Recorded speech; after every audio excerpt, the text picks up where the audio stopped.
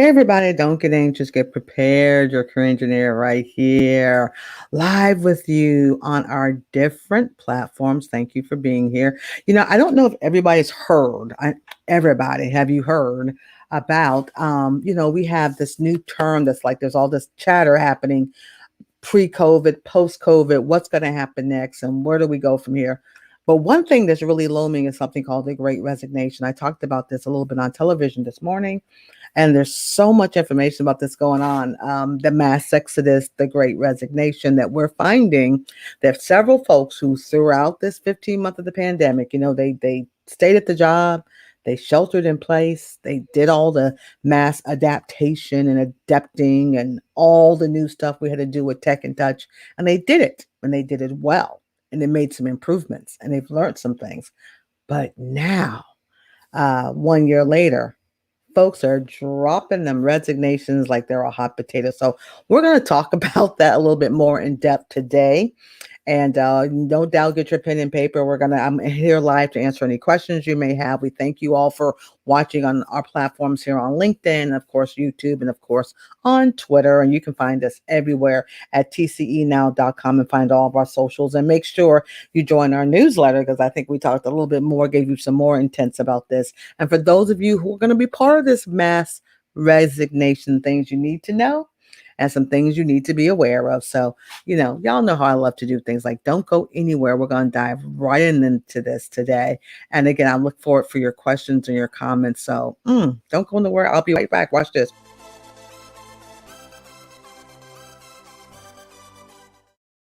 Hey, I told you I'd be right back. So let's dive into this because there's some good information going on. And here's what we're talking about: these resignations. Like, one piece about this is, are the vaccinations the culprit?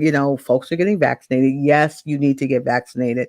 I'm gonna leave it there. Yes, I did. Happy to do so. So I can do my 1 year later stroll, right? Do what I need to do in TCE land. But has that made this more easier to do now that you're vaccinated? You have a little bit more confidence in terms of the safety factor, and you're ready to take it up a notch. So we're finding, we're almost not quite 70%. I know that's the goal of the current administration by July 4th to have this massive, really big Independence Day. But perhaps this is something that has allowed us, or people who are making these changes, or just being a little bit more bolder at their jobs these days. So if you have a question or a comment, I look forward to them. Feel free to post them now. I'll answer them now about this topic or any other.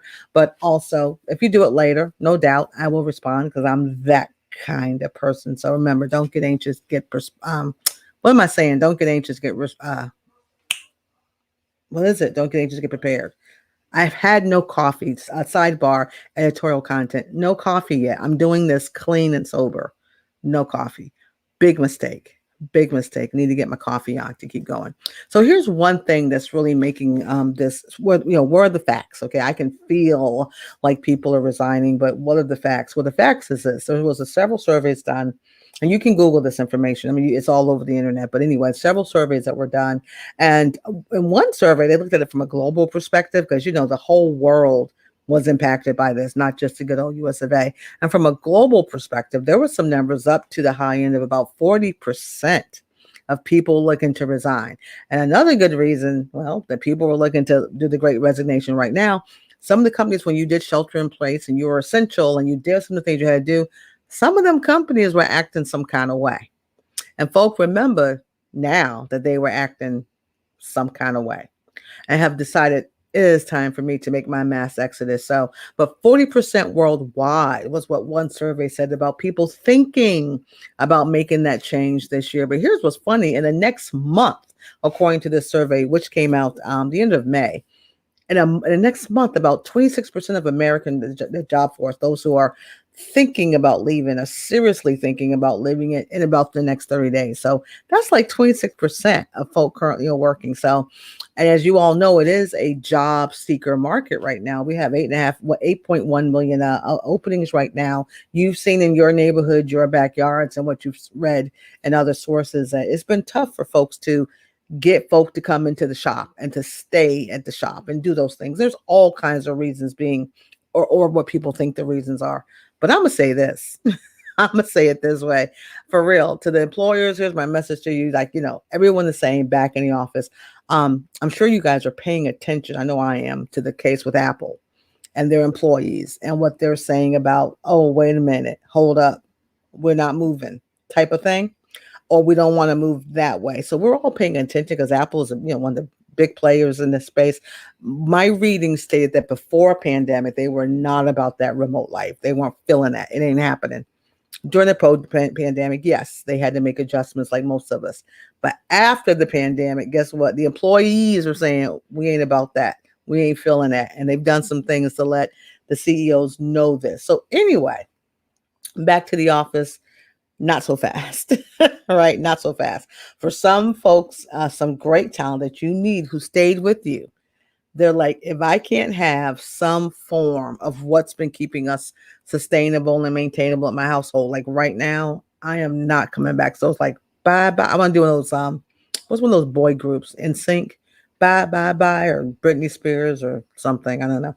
But they're not feeling that. So and what we're finding with some of the news is that 53% of those surveyed in this one particular source, like, oh no, if you are not somehow providing, if it's not 100% remote work for those occupations that can do that, because remember, not everybody can do that, but some other form of a hybrid response moving forward, I ain't coming back, right? I will leave, because there are other spaces and places, your competitors or others who got the memo and finding a way to find a way. So that's also fueling the great resignation. So for some of us, I'm saying for some of these companies, if you've been doing, I mean, it's kind of hard to say you can't do certain when you've been doing it for a year and a half, like you don't have the capacity to do it when you've been doing it. I'm just saying maybe there's a way for certain folks to keep doing it, but it's being a big game loser. It's like, if you're like, nah, it ain't happening. It might be a game loser for some of your high end talent. Another part of has changed with this great resignations, and I've seen this with colleagues.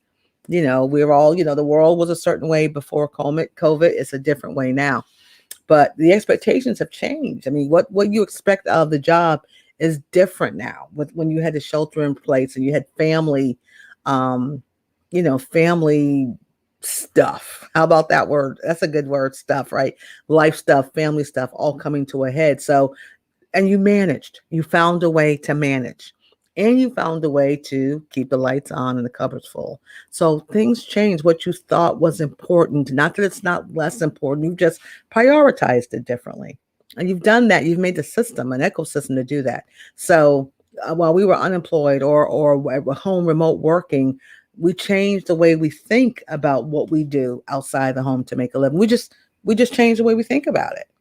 And with that being said, some of those changes and thoughts have put maybe family first, or some folks enjoy the unplugging, the not running around like a chicken with your head cut off, the whole burning it at two ends and in the middle, and all of that to yes, make a nice paycheck, but what is the cost? And then of course it's the cost. We've had lots of folks who have living with COVID and those who have lost someone with this. And it just put life in perspective for several who are able to do that. So they've rethought the whole process of that. And also some people also maintain some savings, some learned less is more. There's a whole lot of things that came into that. So that has led them to consider the great resignation, to find an opportunity, because we all still have to eat and take care of our families and pay our mortgages and our rents.